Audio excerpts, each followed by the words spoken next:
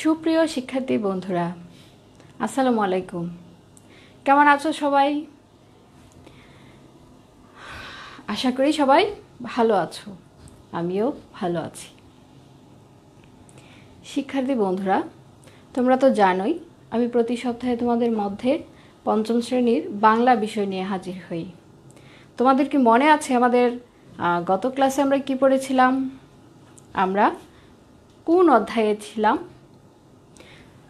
সমস্যা নাই, যদি মনে নাও থাকে আমরা এই যে ছবিগুলো দেখলেই বুঝতে পারবো যে আমাদের ক্লাস কি ছিল। এই যে দেখো, আশা করি ঝটপট তোমাদের মনের মধ্যে গেঁথে গেছে। হ্যাঁ, আমরা পড়েছিলাম ভাবুক ছেলেটি। ভাবুক ছেলেটির দুটি পাঠ আমরা এর আগে শেষ করেছি। আজকে আমরা ভাবুক ছেলের তৃতীয় পাঠ্যাংশ নিয়ে আলোচনা করব। তোমরা সবাই পঞ্চম শ্রেণীর বাংলা বইটি হাতে নাও। পৃষ্ঠা নাম্বার 87 পৃষ্ঠা। আমরা পাঠ শিরোনামটি বোর্ডে ঝুলিয়ে দেই।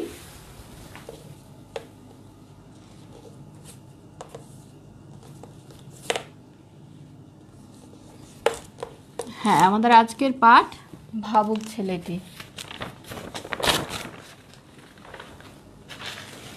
শিক্ষার্থী বন্ধুরা, আজকে আমরা যে কাজটি করব, এই যে দেখো 87 পৃষ্ঠার জগদীশচন্দ্র বসু থেকে শুরু করে একটি বিজয় স্তম্ভ, এই অনুচ্ছেদটুকু আমরা শুদ্ধ ও প্রমিত উচ্চারণে পড়ব। এখান থেকে আমরা অনুশীলনের কিছু শূন্যস্থান পূরণ অর্থাৎ খালিঘর পূরণ সেই কাজগুলো করব এবং আরও ছোট ছোট কিছু প্রশ্ন নিয়ে আলোচনা করব। আশা করছি তোমরা সবাই বই খাতা কলম হাতে নিয়ে বসেছ, আর যদি এখনও কেউ বসো নাই তাহলে ঝটপট বই খাতা হাতে নিয়ে বসে পড়ো।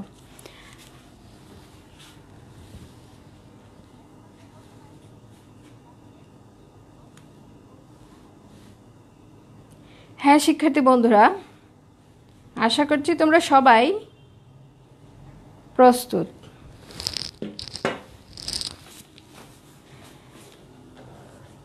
জগদীশচন্দ্র বসু নানা বিষয়ে গবেষণা করেছেন।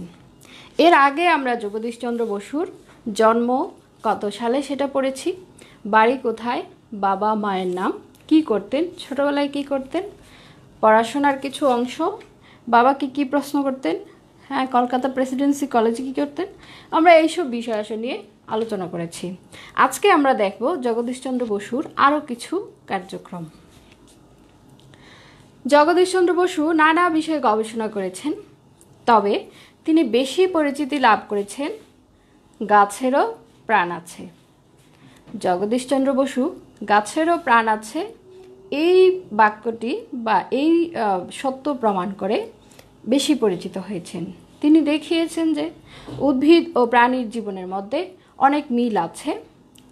1895 সালে তিনি অতি ক্ষুদ্র তরঙ্গ সৃষ্টি আবিষ্কার করেন। কোনো তার ছাড়া তরঙ্গ এক স্থান থেকে অন্য স্থানে প্রেরণে সফলতা অর্জন করেন। তারই প্রয়োগ ঘটেছে আজকের বেতার, টেলিভিশন, রাডার সহ বিশ্বের অধিকাংশ তথ্যের আদান প্রদান এবং মহাকাশ যোগাযোগের ক্ষেত্র। মাত্র 18 মাসের মধ্যে করা পরীক্ষণগুলো ইউরোপীয় বিজ্ঞানীদের চমকে দেয়। তার পাণ্ডিত্যপূর্ণ বক্তৃতা শুনে বিখ্যাত বৈজ্ঞানিক অলিভার লজ ও লর্ড ক্যালভিন ভিলেতেই অধ্যাপনা করার জন্য তাকে আমন্ত্রণ জানান, কিন্তু দেশের কল্যাণের জন্যই তিনি নিজ দেশে ফিরে আসেন। তার আশ্চর্য সব আবিষ্কার দেখে সুবিখ্যাত বিজ্ঞানী আইনস্টাইন বলছিলেন, জগদীশচন্দ্র বসুর প্রতিটি আবিষ্কার বিজ্ঞান জগতে একটি বিজয় স্তম্ভ। শিক্ষার্থী বন্ধুরা, আমরা আরেকটু দেখি এই অনুচ্ছেদটুকু আরও একটু ভালো করে শব্দের অর্থগুলো বুঝে বুঝে পড়ার চেষ্টা করি। জগদীশচন্দ্র বসু নানা বিষয়ে গবেষণা করতেন, তার মধ্যে এই যে গাছেরও প্রাণ আছে এই সত্য প্রমাণ করেই সবচেয়ে বেশি পরিচিত হন তিনি। তিনি দেখিয়েছেন উদ্ভিদ ও প্রাণী জীবনের মধ্যে অনেক মিল রয়েছে। আর 1895 সালে অতি ক্ষুদ্র তরঙ্গ সৃষ্টির আবিষ্কার করেন। 1895 খ্রিস্টাব্দে ক্ষুদ্র তরঙ্গ সৃষ্টি আবিষ্কার করেন। তরঙ্গের অতি ক্ষুদ্র যে তরঙ্গ সৃষ্টি হয় সেটা তিনি 1895 খ্রিস্টাব্দে আবিষ্কার করেন। কোনো তার ছাড়া তরঙ্গ এক স্থান থেকে অন্য স্থানে প্রেরণে সফলতা অর্জন করেন। কোনো ধরনের কোনো তার ছাড়া এক স্থান থেকে অন্য স্থানে প্রেরণের যে সফলতা অর্জন তিনি প্রথম করেন, এবং তারই ফলে আজকের এই যে বেতার, টেলিভিশন, রাডার সহ বিভিন্ন বিশ্বের অধিকাংশ তথ্যের আদান প্রদান কিন্তু এই মহাকাশ যোগাযোগের ক্ষেত্র। ঠিক আছে, তাহলে দেখা যাচ্ছে এই যে টিভিতে আমরা ছবি দেখি কোনো তার ছাড়া, কোনো ছাড়া, সেগুলোর শুরুটাই এই জগদীশচন্দ্র বসু করেন। মাত্র 18 মাসের মধ্যে করা পরীক্ষণগুলো ইউরোপীয় বিজ্ঞানীদের চমকে দেয়। তার পাণ্ডিত্যপূর্ণ বক্তৃতা শুনে বিখ্যাত বৈজ্ঞানিক অলিভার লস ও লর্ড কেলভিন ভিলেতেই তাকে অধ্যাপনা করার জন্য প্রপোজাল দেয়, মানে সেখানে থেকে যাওয়ার জন্য অফার করে। কিন্তু তিনি ওখানে থাকেননি। কেন থাকেননি? দেশের কল্যাণের জন্য চলে আসেন। আর সবথেকে বড় বিষয় হলো বিখ্যাত বিজ্ঞানী আইনস্টাইন তিনি নিজেই বলেছেন এই যে জগদীশচন্দ্র বসুর এক একটা আবিষ্কার এক একটা বিজয়স্তম্ভ। শিক্ষার্থী বন্ধুরা, এখানে আমরা অনেক বিষয় আরও আগামীতে এর আগে পড়েছিলাম শব্দের অর্থ বা এই গল্পের মূল বিষয়বস্তু, এগুলো আমরা পড়েছি। আজকে আমরা যে কাজটি করব, দেখো 88 পৃষ্ঠায় 2 নম্বর প্রশ্ন। এখানে দেওয়া আছে ঘরের ভিতরে শব্দগুলো খালি জায়গায় বসিয়ে বাক্য তৈরি করি। ঘরের ভিতরে শব্দগুলো খালি জায়গায় বসিয়ে বাক্য তৈরি করি। এই যে এখানে কতগুলো শব্দ দেওয়া আছে এবং এখানে অসম্পূর্ণ কিছু বাক্য দেওয়া আছে। অসম্পূর্ণ বলতে এখানে দেখো গ্যাপ রেখে রেখে, শূন্য স্থান রেখে রেখে দেওয়া হয়েছে, এবং আমাদেরকে যে কাজটা করতে হবে এই বক্স থেকে উপযুক্ত শব্দগুলো দিয়ে এই ঘরগুলো পূরণ করে একটা পূর্ণ বাক্য তৈরি করতে হবে। আশা করি তোমরা বুঝতে পেরেছ।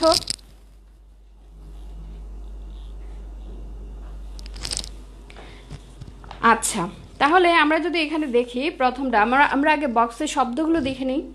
বিজয়স্তম্ভ, কল্পকাহিনী, বিজয়স্তম্ভ, কল্পকাহিনী, আবিষ্কার, কল্যাণ, পাণ্ডিত্যপূর্ণ, দুরন্ত, পদার্থবিজ্ঞানের, বিস্ময়ে, বাড়িতে, অতি ক্ষুদ্র, কর্তব্য, প্রাণী জীবনের। এই প্রত্যেকটা শব্দ দিয়ে এখানে বাক্যগুলো পূরণ করতে হবে। এখন আমরা সময় নষ্ট না করে কি করব, তোমাদের জন্য আমরা পোস্টার পেপারটা একটু দেখে নিই।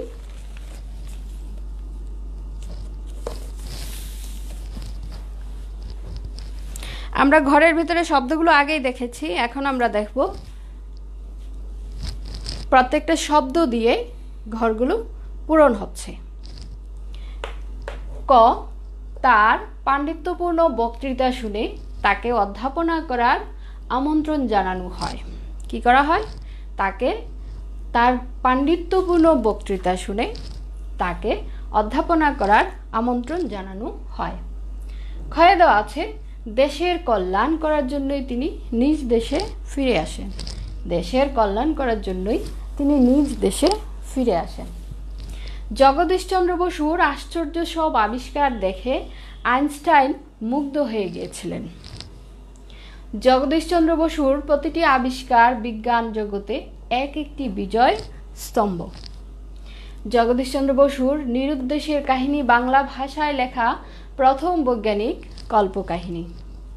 ছেলেটি তেমন দুরন্ত নয়। এটা আমরা একদম প্রথম যে পার্টটা পড়েছিলাম, ক্লাসটা করেছিলাম, সেই ক্লাসেই আমরা বলেছিলাম ছেলেটি তেমন দুরন্ত নয়, ভাবুক প্রকৃতির। মেঘ ডেকে আকাশে বিদ্যুৎ চমকে বাজ পড়লে অবাক বিস্ময়ে ভাবে। অর্থাৎ সেই ভাবুক ছেলেটি যখন মেঘ ডেকে আকাশে বিদ্যুৎ চমকে বাজ পড়ে, তখন সেই বিদ্যুৎ চমকে বাজ পড়া বিষয়টি নিয়েও সে বিস্ময়ের সহিত ভাবত, যেটি কিভাবে হয়। ওর পড়াশোনা শুরু বাড়িতেই। জগদীশচন্দ্র বাড়িতেই পড়াশোনা শুরু করেছিলেন। প্রেসিডেন্সি কলেজে পদার্থবিজ্ঞানের অধ্যাপক পদে যোগ দেন। প্রতিবাদে তিনি দীর্ঘ 3 বছর বেতন না নিয়ে কর্তব্য পালন করেন। আমরা তো জানি ইংরেজরা তখন তাদের লেভেলের লোকদেরকে যে পরিমাণে বেতন দিত, আমাদের জগদীশচন্দ্র বসুকে কিংবা বাঙালি কোনো লোকজন থাকলে, সেখানে কর্মকর্তা থাকলে তাদেরকে 3 ভাগের 1 ভাগ বেতন দেওয়া হতো, অথবা বিভিন্ন কার্যক্রম থেকে, বিভিন্ন সুযোগ সুবিধা থেকে তাদেরকে বঞ্চিত করা হতো। এরই প্রতিবাদ স্বরূপ তিনি 3 বছর এক নাগারে বেতন নেননি। বেতন না নিয়ে তিনি বিনা বেতনে দায়িত্ব পালন করেছেন, কর্তব্য পালন করেছেন। তার ফলে কি হয়েছিল?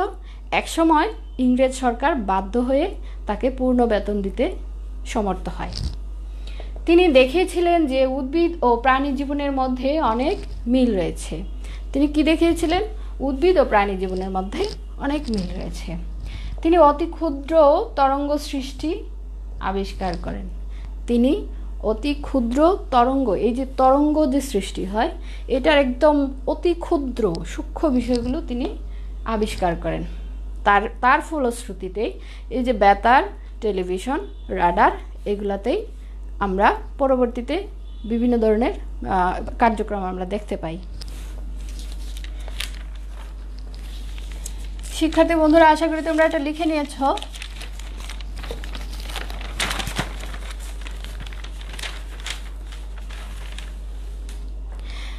সবাই বইটা একটু হাতে নাও। আমরা এখন এখানে 89 পৃষ্ঠাটা একটু দেখো। 89 পৃষ্ঠার 3 নং প্রশ্নের উত্তর আমরা যদি একটু দেখি, এখানে প্রশ্নগুলো দেওয়া আছে। আমি প্রথমে 2টো প্রশ্ন তোমাদের সাথে আলোচনা করছি, নিচে প্রশ্নগুলোর উত্তর লিখি ও বলি। ভাবুক ছেলেটি আসলে কে ছিলেন? ভাবুক ছেলেটি কে ছিলেন? আমাদের আজকের স্যার জগদীশচন্দ্র বসু। ভাবুক ছেলেটি কে ছিলেন? আমাদের আজকের স্যার জগদীশচন্দ্র বসু।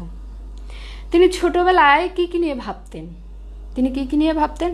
আমরা কিন্তু বইয়ের অনুচ্ছেদগুলোতে পেয়েছি, এই যে মেঘ ডেকে তরঙ্গ সৃষ্টির মাধ্যমে যে বিদ্যুৎ চমকালে যে বাজ পড়তো, সেটা নিয়ে ভাবতেন। তিনি ভাবতেন এই যে গাছের ফুলগুলো ছেঁড়া হচ্ছে, পাতাগুলো ছেঁড়া হচ্ছে, সেটা নিয়ে ভাবতেন ওরা কষ্ট পায় কিনা। তিনি ভাবতেন, আমরা একটু আগেই যারা পড়েছি শূন্যস্থান পূরণে, এই যে দেখো, উদ্ভিদ ও প্রাণীর মধ্যে অনেক মিল তিনি খুঁজে পেয়েছেন। তিনি এইসব বিষয় নিয়েই বেশি বেশি ভাবতেন। এক সময় সেই ভাবুক ছেলেটি বিশ্ব জয় করেছিলেন, তাই না? আচ্ছা, এখন এখানে তোমাদের 3টি প্রশ্ন আজকে আমরা বাড়ির কাজ দিব। আমরা প্রথম 2টো নিয়ে আলোচনা করলাম, আমরা যাচ্ছি 4 নং প্রশ্নের দিকে। 4 নম্বর প্রশ্নটা একটু দেখো, 89 পৃষ্ঠার 4 নং প্রশ্ন। ঠিক উত্তর দিতে ঠিক চিহ্ন দিয়ে দিই, অর্থাৎ যে বাক্য শব্দটি সঠিক সেখানে এইভাবে ঠিক চিহ্ন দিতে বলা হয়েছে। এই কাজটি তো আমরা খুব সহজেই করতে পারি। আমাদের আগের পরীক্ষার সিস্টেম ছিল 50 নম্বর, এভাবে সঠিক উত্তর দাগানো ছিল, তাই না? আচ্ছা, এখন প্রথম প্রশ্নটি একটু বলি। কোন সত্যটি প্রমাণ করে জগদীশচন্দ্র বসু বেশি পরিচিতি লাভ করেন? কোনটা?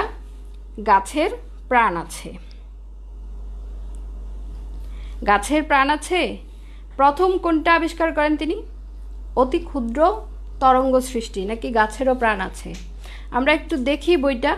এই যে দেখো, এখানে দেওয়া আছে তিনি সুপরিচিতি লাভ করেছিলেন গাছেরও প্রাণ আছে। ঠিক আছে, তাহলে আমরা এটাতেই ঠিক চিহ্ন দেব। পরেরটাতে যাই। জগদীশচন্দ্র বসু কলকাতায় প্রেসিডেন্সি কলেজে কোন বিষয়ের অধ্যাপক হিসেবে যোগদান করেন? জগদীশচন্দ্র বসু কলকাতায় প্রেসিডেন্সি কলেজে কোন বিষয়ের অধ্যাপক হিসেবে যোগদান করেন? পদার্থবিজ্ঞান। পরেরটাতে যাই। জগদীশচন্দ্র বসু কোথায় জন্মগ্রহণ করেন? আমরা সবাই জানি জগদীশচন্দ্র বসু ময়মনসিংহে জন্মগ্রহণ করেন। জগদীশচন্দ্র বসু কোথায় জন্মগ্রহণ করেন? ময়মনসিংহে। জগদীশচন্দ্র বসুর প্রতিটি আবিষ্কার বিজ্ঞান জগতে এক একটি বিজয় স্তম্ভ। কথাটি কে বলেছিলেন? আমরা সবাই জানি কথাটি বলেছিলেন, এই যে দেখো, কথাটি বলেছিলেন বিজ্ঞানী, 3 নম্বরে দেওয়া আছে, বিজ্ঞানী আইনস্টাইন।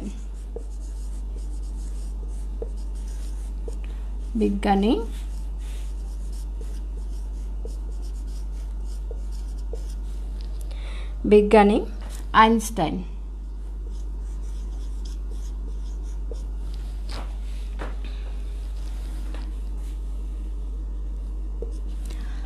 তারপরে আমরা কথাগুলো বুঝে নিই, এটা আমরা এর আগেও করেছি, আমরা এই কাজগুলো করেছি। তারপরও আজকে কি আবার বলবো? হ্যাঁ, শিক্ষার ধাপ পার। প্রাথমিক বিদ্যালয়, উচ্চ বিদ্যালয়, মহাবিদ্যালয়।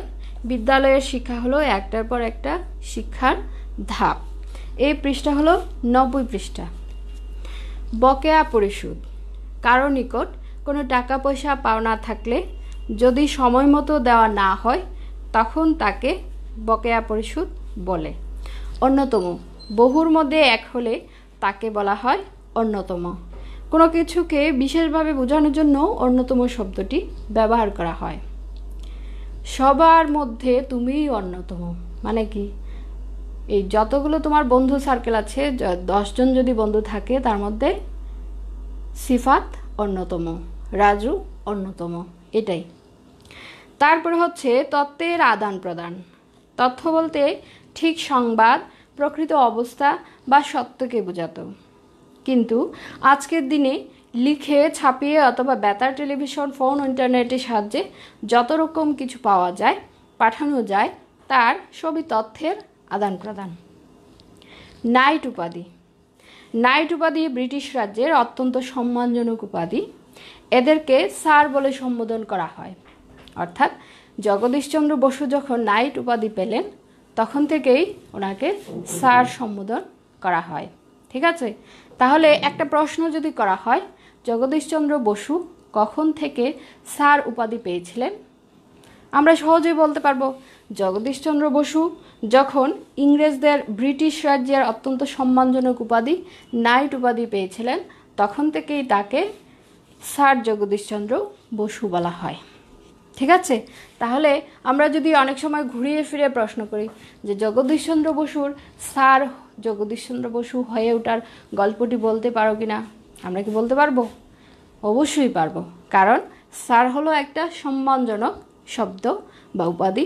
যখন ব্রিটিশ রাজ্যে তাদের সর্বোচ্চ সম্মানের নাইট উপাধিটি জগদীশচন্দ্র বসুকে দেওয়া হয়েছিল, ঠিক তখন থেকেই স্যার জগদীশচন্দ্র বসু হয়ে ওঠেন। পারবো না বন্ধুরা? অবশ্যই পারবো। এবার আমরা আগের যে কাজটি করেছিলাম, 3 নম্বর প্রশ্ন, 89 পৃষ্ঠার 3 নম্বর প্রশ্ন আমরা সবাই একটু দেখি।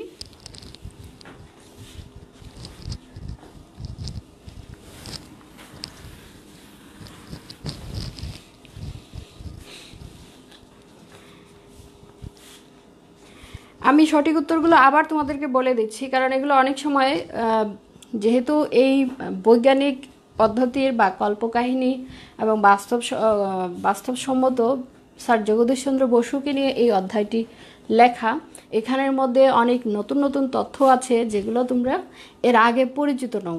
তাই এর প্রত্যেকটা বিষয় তোমাদেরকে বারবার অনুশীলন করতে হবে। 4 নম্বর প্রশ্নগুলো আমি আবার বলছি, ঠিক উত্তরটিতে ঠিক চিহ্ন দেই। কোন সত্যটি প্রমাণ করে জগদীশচন্দ্র বসু বেশি পরিচিতি লাভ করেছিলেন? আমি এখানে একটু শুধুমাত্র সঠিক উত্তরগুলো লিখে দিব। এই যে কয়ের উত্তর কোনটা সঠিক? 1,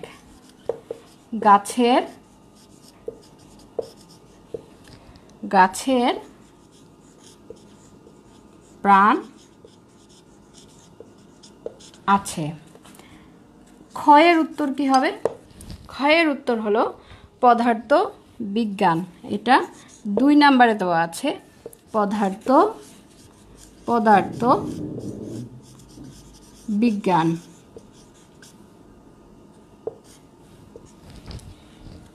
গয়ে দেওয়া আছে জগদীশচন্দ্র বসু কোথায় জন্মগ্রহণ করেন?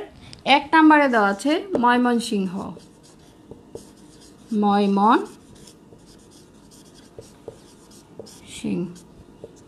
ঠিক আছে। তারপরে হচ্ছে ঘ, জগদীশচন্দ্র বসুর প্রতিটি আবিষ্কার জগতে এক একটি বিজয় স্তম্ভ, কথাটি কে বলেছিলেন? 3 নম্বরে দেওয়া আছে বিজ্ঞানী আইনস্টাইন।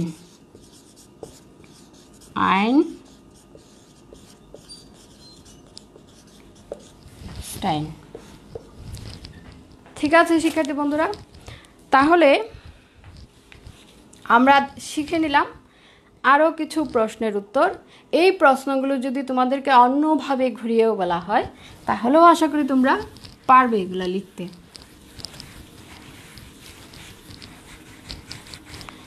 তো শিক্ষার্থী বন্ধুরা, আজকে আমরা অনেক কিছু শিখলাম। আমরা শিখলাম শূন্যস্থান পূরণ, আমরা শিখলাম ছোট ছোট কিছু প্রশ্নের উত্তর কীভাবে লিখতে হবে, আমরা কথাগুলো জেনে নেওয়ার মধ্যে অনেক কিছু জানতে পারলাম। হ্যাঁ, ঋণ পরিশোধ কাকে বলে, তারপর কি শিক্ষার ধাপ সম্পর্কে জানতে পারলাম, অন্যতম শব্দের তথ্যের আদান প্রদান সম্পর্কে জানতে পারলাম। এখন আমাদের ক্লাসে প্রায় শেষ পর্যায়ে চলে এসেছি, আমরা এখন বাড়ির কাজ নেব।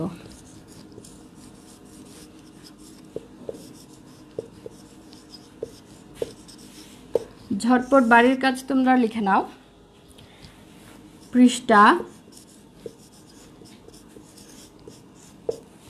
পৃষ্ঠা নং 89 পৃষ্ঠা ক খ আমি কিন্তু তোমাদের আলোচনা করে বুঝিয়ে দিয়েছি, তারপরও আবার দিচ্ছি।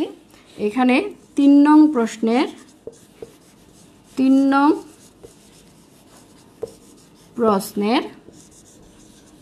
ক খ গ ঘ ও এই 5টি প্রশ্ন খাতায় লিখবে।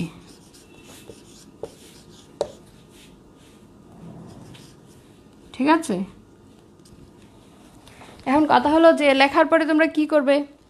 লেখার পরে অবশ্যই আমাদের এই পেজের ইনবক্সে, মেসেঞ্জার বক্সে অথবা আমাদের সাথে যারা অনেকেই সংযুক্ত আছো তোমরা আমাদের ইনবক্সেও পাঠিয়ে দিতে পারো। শিক্ষার্থী বন্ধুরা, আশা করি তোমাদের এগুলো লেখা শেষ, বাড়ির কাজগুলো তুলে ফেলছো। তো আজকে আর বাড়াচ্ছি না, কারণ এটা আসলে অনেক কঠিন একটা চ্যাপ্টার, অনেক নতুন নতুন তথ্য এখানের মধ্যে আছে। এই অনুচ্ছেদটুকু তোমরা আরও ভালো করে নিজেরা পড়বে এবং যে প্রশ্নের উত্তরগুলো লিখতে বললাম সেগুলো তোমরা নিজেরা খাতায় লিখবে। আর সবাই ভালো থেকো, সুস্থ থেকো। দেখা হবে আগামী ক্লাসে আবারও। আল্লাহ হাফেজ।